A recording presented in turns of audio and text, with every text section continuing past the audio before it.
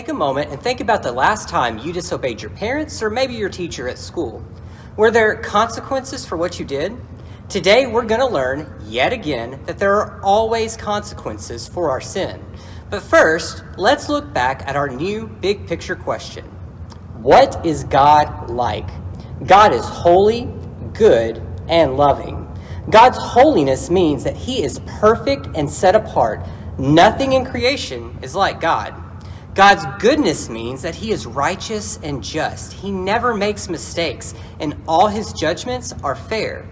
God's love means he is kind to us and wants what is best for us.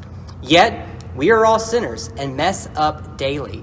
We disobey God's commands and do not trust him, just like the Israelites did when they refused to enter the promised land. The consequences for their sin was that none of them would be allowed to enter the land.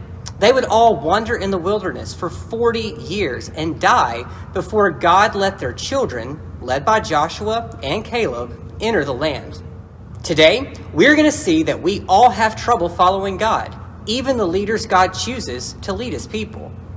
After the Israelites refused to enter the promised land, they set up camp in a new place, but there was no water to drink. So they complained to God and argued with Moses yet again. We will die here, and so will our animals. The people wished they had never left Egypt. God told Moses and Aaron to stand in front of all the people and speak to a rock. God said water would come out of the rock. Moses called the people together, but instead of talking to the rock, he hit the rock twice with his staff. God was angry that Moses and Aaron did not obey his instructions. They did not honor him as holy by trusting his power. So God said that Moses and Aaron would not lead the Israelites into the promised land. He would give them a new leader. The Israelites sinned by complaining against Moses and God, but Moses also sinned in this story. He allowed his frustration and anger to affect his obedience. By striking the rock and not speaking to it as God had commanded, Moses showed that he did not trust God's plan and was trying to take credit for what God was going to do for the people, give them water from the rock. Moses cared more about showing how angry he was at the people than he did about honoring God. It's easy for us to look at the story and say, but why did God punish Moses? That wasn't a big sin. Many times we look at some sins being worse than others, like a white lie not being as bad as killing someone. But God does not see sins as big and small. All sin is rebellion against God and disobedience to his commands. Therefore, when Moses disobeyed God in this story, he too had to face the consequences, which meant that Moses would not get to enter the promised land. Now, while God punishes sin, God is also loving. God continued to work through Moses as the leader of Israel even after this incident. Before Moses died, God allowed Moses to stand on a mountain and look at the wonderful land he was about to give to the Israelites. God had mercy on Moses and forgave him.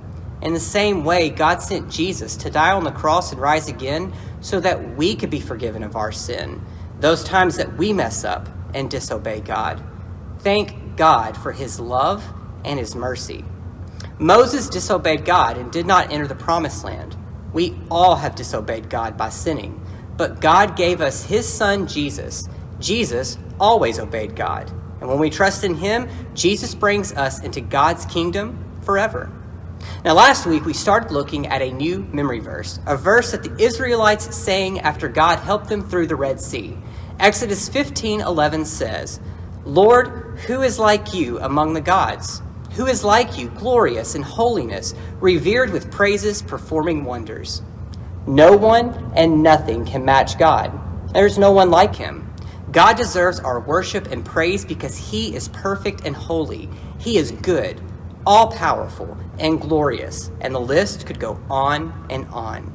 Take some time today to worship him. Then join us again next week as we continue to follow the Israelites on their journey back to the Promised Land.